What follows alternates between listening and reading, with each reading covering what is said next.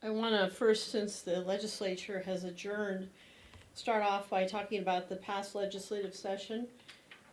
It brought some big wins that will strengthen our laws to protect the vulnerable and hold offenders accountable. So there were three bills in particular that we worked on. There were others as well, but three that I want to highlight. First is Preston's Law, and this is named after 16-year-old Preston Lord, who was killed by a group that assaulted him in Queen Creek in 2023. House Bill 2611, which was sponsored by Representative Matt Gress and others, establishes a new category of crime under the aggravated assault standard or statute. It's called swarming. It elevates attacks by 3 or more people on a single victim to a Class 4 felony, and it ensures that these types of crimes are treated with the gravity that they deserve. This new law is a major step in deterring violent group attacks, especially among teens, before it gets to the point where someone loses his or her life. It's also a deeply meaningful way to honor Preston and to create a legacy in his name that changes our state for the better. The second is Senate Bill 1437. Now, I should say all of these bills are effective September 26th of this year. 1437 will help protect our kids from abuse by strengthening our mandatory reporting law. The updated law now explicitly requires school board members and substitute teachers to report suspected abuse or neglect directly to law enforcement agencies and the Department of Child Safety. Telling a principal, superintendent, or school resource officer or school safety officer does not meet the requirements of the mandatory reporting law. The reason for this is it will help ensure that victims are interviewed by somebody who has been trained to do the investigation, not a school administrator, not a teacher, not an SRO or SSO or school safety officer. We have been seeing too many cases where that didn't happen. When school officials bypass law enforcement, it can be the difference between finding justice for the victim and not being able to hold the offender accountable. And that offender can then go on to abuse others. Now, the third bill, when I say my office is fighting for justice for all victims of crime, highlights I mean all victims, and that includes victims with 4 legs. A new animal cruelty law fills a dangerous legislative void. Senate Bill 1658, which was sponsored by Senator Bullock, will help prevent the needless suffering of pets by criminalizing failure to provide medical care and clarifying the standard for adequate shelter. That means shelter must now be covered, structurally sound, and large enough to allow a pet to stand, turn around, lie down, and maintain normal body temperature. And this is for domestic animals. This is a step in the right direction, but more is needed. The final version of the bill was modified so that it did not include other measures that we need that would clarify that water must be suitable for drinking and food must be appropriate for the species. If that sounds like common sense to you, it's because it is. Providing adequate care for our pets should not be controversial, and I'm hoping that the legislature addresses these things next year. Fixing these gaps in state law will help give law enforcement and my prosecutors the tools that they need to hold animal abusers accountable and protect pets from dangerous situations. Because right now we're seeing far too many cases of pets being harmed. So let me explain. 2023, we filed charges in 37 animal cruelty cases. Last year, we charged 36 cases. 6 months into this year, and we already have filed charges in 25 cases. So that's the darker blue bar on the left side. The lighter blue bar actually shows the number of counts that we have charged. So keep in mind, just because we file one case doesn't mean it's just one count. also keep in mind that under Arizona law, animal cruelty is not always a felony. So there are other incidents that are charged as misdemeanors that don't come to this office, they go to city prosecutors. To answer a question that I anticipate from you, I can't say if it's happening more, if it's just being reported or discovered more, but I can tell you this. My office and law enforcement in this county continue to make animal welfare a priority. At MCAO, we've built a team dedicated to handling these cases. And so I'm announcing today that we are adding 2 new prosecutors to specialize in this area. They will join the detective, paralegal, and prosecutor already assigned to the team. These are, for the most part, as you can imagine, highly emotional cases, and they can be very difficult to prosecute. And we get a lot of questions about them. People often ask me, or they call our office, what am I supposed to do if I think an animal has been abused? Here's what you can do. Document what you see if you see an animal being abused and call the police. If you are a witness, call the police, stay on the scene, and talk to the police. We need law enforcement involved as early as possible to preserve evidence in a way that is usable in court. If the animal has already passed, don't touch it, don't move it, because you could destroy valuable evidence. Instead, call the police and stay around.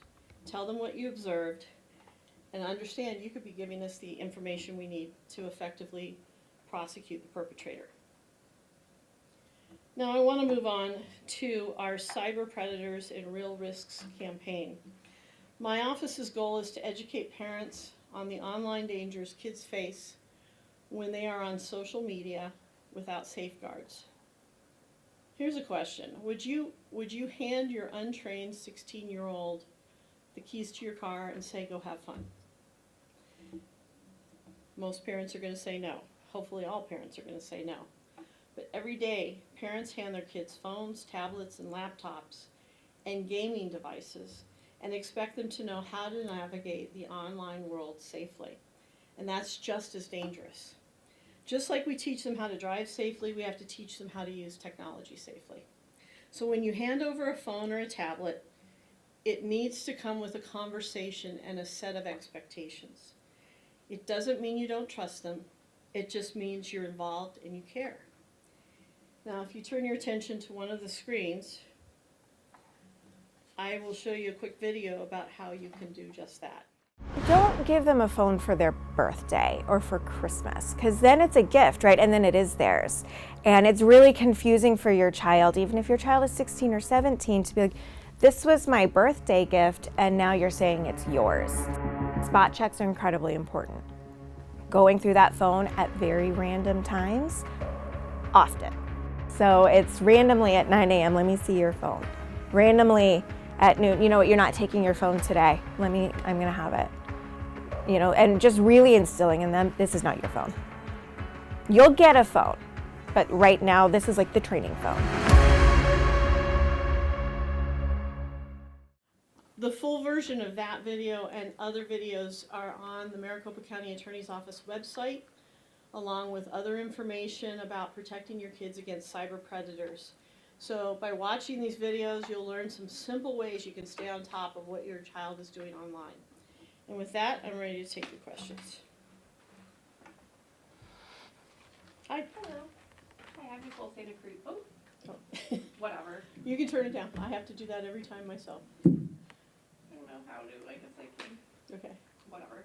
I'm with ProPublica, and we just published an investigation along with ABC 15 about the death penalty and how 13% of cases, only 13% of cases resulted in a death sentence.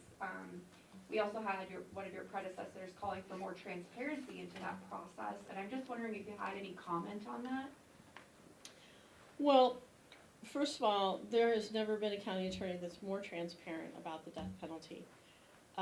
We have released part of our policy that governs it, and we've made it very clear that the person who makes the decision on whether to pursue the death penalty is standing right here. It's Rachel Mitchell. I have stood here many times and discussed in detail the thought process I go through in considering whether the death penalty is appropriate to seek. Obviously, additional information can come in the case. These cases sometimes last 4 or 5 years, and I'm going to continue to consider that information. So we file a public document that talks about the aggravators that we're relying on for the death penalty. The death penalty is ultimately, as you know, decided by a jury. It's decided in open court. So I think it is an extremely transparent process. What about the 13% number? Do you think that should be higher, or are you satisfied with the rate at which the office obtains death sentences? You know, I don't look at numbers, I look at cases. And if information comes after the death penalty has been sought that justifies doing something different, we're going to do that. I am never going to be the kind of county attorney that says, once I allege the death penalty, that's it. I'm not going back. That's not ethical, and that is not how I practice law. Okay, thanks. To follow up on that, the 13% number, I mean, when your office, the county attorney, whoever it may be, because there have been many over the years, make these determinations, that decision can last for decades. It costs this county millions of dollars. So when you talk about looking at cases, not numbers, the number is 13% of them only result in death, but yet hundreds of millions of dollars have been spent on cases that don't end in death. Does that concern you in any way? You know, one of the things that I take into account are resources when I'm authorizing a notice of intent to seek the death penalty to be filed, but it is not the only consideration. I'm looking at the nature of the offense, the strength of the evidence, and then, as I said, anything that continues to come in. These cases, as you know, can last for many, many years. You can get some additional information, and I'm always going to keep an open mind. It's appropriate. So then my last follow-up question on this would be, we asked your office for kind of an accounting, and we're hoping to still get it because we filed a public records request for how much the defense knows, but not your office, how much this has cost death penalty cases over the years. Is that something you'd like to know, or is that not something you're concerned about? Well, the difference in that is the defense attorneys who do this work bill by the hour. My attorneys do not bill by the hour. And so it's going to take longer to get that information to you. But as you know, you asked a lot of questions, Dave, and we answered them sometimes in pretty much detail. So we're working on it. Appreciate that. We also heard that you had some concerns about our reporting, that it wasn't accurate, but then when we followed up, we got nothing to add. So is there any concern about what we've reported?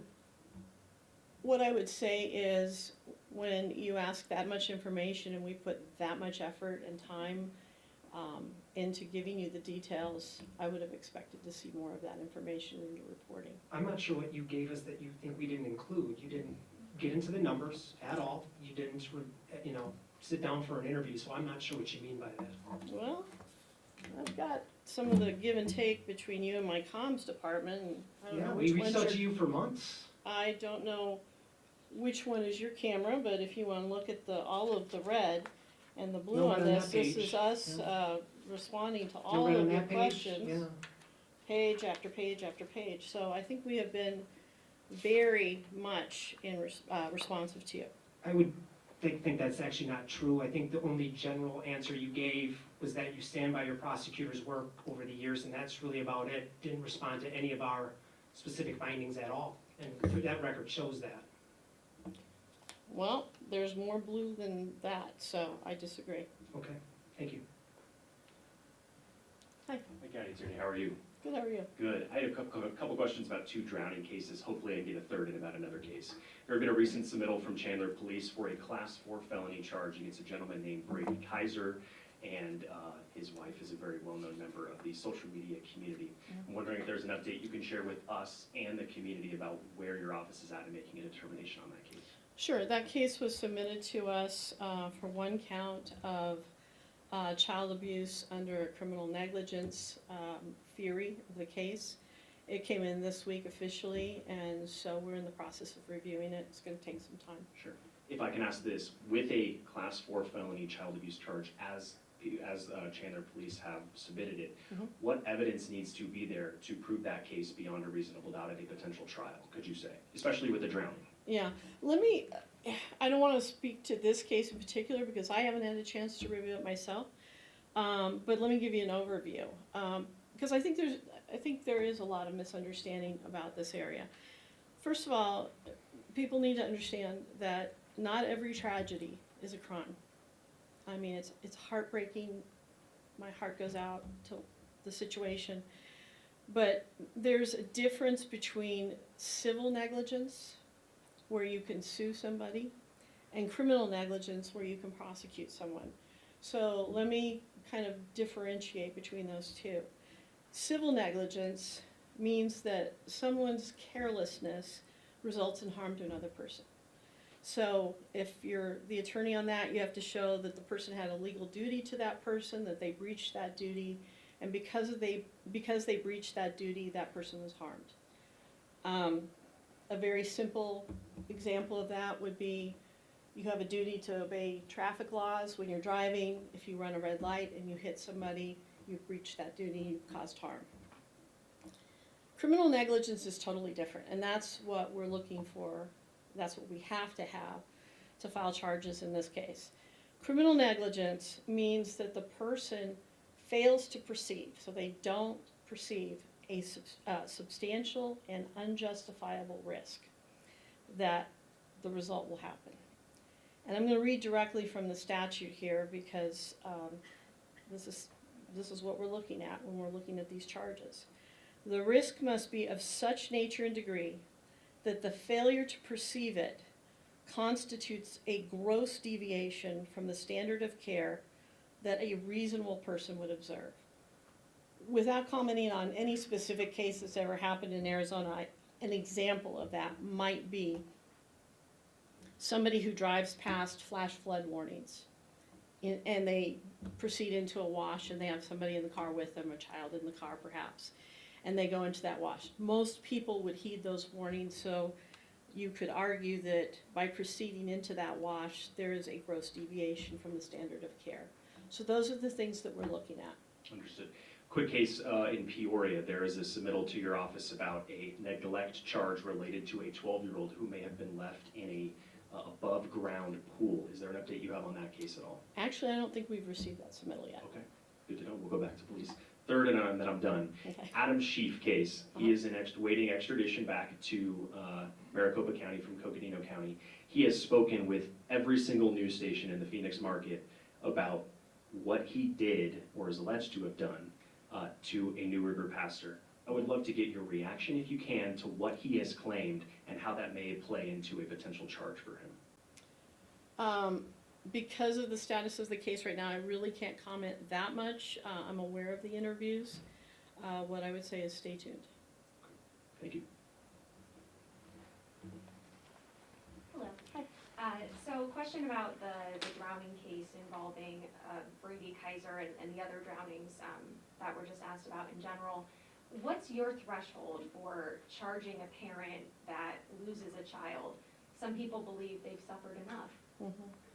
Well, I mean, the basic threshold obviously is what the law requires. You know, is the gross deviation from the standard of care, did that occur? Was there a substantial and unjustifiable risk? I think what you're saying is, you know, do I take into account that maybe some jurors would consider that the parent had suffered enough? And my answer to that is yes and no. No, in the sense that it doesn't factor in as to whether the person satisfies the requirements of the statute. But yes, because the filing standard for this office is a reasonable likelihood of conviction. And if after reviewing the totality of the circumstances, and let me just say, every case is unique, we feel like that jury might or is likely to find the person not guilty because of that reason, then we have to take that into account. And you just don't know at this point because, like you said, you haven't reviewed it yet. Correct. Okay. Accused kidnapper Timothy Wood. Mhm. Can you talk about the decision to not prosecute that case, especially in light of his previous convictions abusing women? Well, let me correct you. We didn't make any decision to not prosecute him. What we did was we asked for additional investigation from the police department. As I've said many times up here, we get one chance to do this right. And the allegations are very serious. And so sometimes we as prosecutors who have been in the courtroom see things that we want shored up before we proceed. And so we send it back to the police to do some additional investigation. That's not to say that they didn't do a good investigation in the first place, it's just perhaps we've seen other angles of it. Secondly, the prior history that you're talking about, while it's important in determining, for example, how this would be handled sentencing-wise, I cannot use prior convictions to prove that he committed this offense. I have to have evidence independent of that he committed this offense. And so that's what we're shoring up. Are you able to be specific at all about what additional evidence you're looking for from police? Not at this time, no. I mean, with an ongoing investigation, it wouldn't be appropriate. Mhm. And obviously the sheriff's office has had a federal monitor for more than a decade at this point. Do you believe it's still necessary? No, I don't. This was a situation that was put in place under somebody that was sheriff 3 sheriffs ago. He was voted out of office. He was replaced by somebody from another political party. And interestingly, and really tragically, that sheriff ended up resigning from his position because he felt so constrained by the monitor that he wasn't able to do his job. And the system worked in the sense that we voted out the person that was the focus of this monitor. So we need to move on. This $350 million is not making our community safer. And in fact, all of the other places where this monitor is involved has dragged on even longer than 11 years. For example, Oakland, where he is also the federal monitor, has been over 20 years. It doesn't make the community safer. And as a taxpayer, $350 million could be spent a lot of ways to make our community safer. But if this monitor says that there are still violations happening within the department, shouldn't those violations be addressed? This monitor has a financial incentive to continue to find violations and noncompliance, and that needs to be taken into account. We have paid, the county has paid this monitor just shy of $30 million at this point. If he finds compliance, he's out of a job. Thank you. Hi, Valen Oberstolz, KTR News. Just wanted to ask about your thoughts I on. would never have guessed that from No, you. I know, Andy. I just wanted to ask your thoughts on the Preston Lord trial for the 6 of those suspects being delayed, and just any insight you can share into why that may have happened, or any other thoughts you want to share on that. Well, if you remember when we first got the submittal back in December of 2023, a lot of people were wanting very quick results on that, and I stood at this very podium and I said, this is a huge police report. It's got 600 videos and many, many other pieces of evidence. And so now the defense attorneys have requested for additional time to prepare their case. You know, while we want to get swift justice for the victim and certainly his family, it's been going on a long time for them, I understand that. It is a very complex case, and so a 6-month continuance was granted. Awesome, that's all I had, thank you. Mm-hmm. Hello, Lindsay Regas at Fox 10. This is a follow-up to, it's a drowning question. Has anyone ever been charged and prosecuted successfully for a child drowning? Yes, I'm trying to remember any specific names for you. We'd have to research that, but yes. The reason I ask is because we follow these stories a lot, and we don't really hear that the dad or the mom is arrested later, and we're wondering, is it because this is Emily Kaiser is so well known, her husband's well known, and their kiddo? I don't have any information to think that that was the police motivation for that. Do you know when you'll make a decision? We're set to start reviewing it as soon as possible. Like I said, we just got it this week, but I can't say, because I can't say that we won't ask for additional investigation. I just don't know at this point. Thank you, that's all I have. Hi. I also had the same question, but can you Same guys- answer. Yeah. Same some time. I also had a question about the monitoring of the meeting last night. I was curious if you plan to file a motion or any sort of legal action on your end to work to end the court order that does that. I know that the monitor has gotten a lot of criticism, but from your end, is there anything that you view that you can do to end this process? Actually, in my capacity as county attorney, I've appointed an attorney or attorneys to represent the sheriff's office. And I've also appointed an attorney to represent the Board of Supervisors because they're obviously the ones that have to pay the bill. So I will leave it up to those attorneys to decide legal strategy on that. Okay, so that's under your office, but independent of you specifically? Yeah, independent of me, Okay, yes. thank you. Ms. Carter, I actually have one follow-up question on behalf of a colleague, Ashley Holden. She wanted to know, in the Mercedes Vega case, there were charges recommended against Kudjo Young. Where does the review stand for those charges? I think it is under review. Yes, it's under review. Okay, thank you. All right, Thank you, everyone. yes, all right, thank you.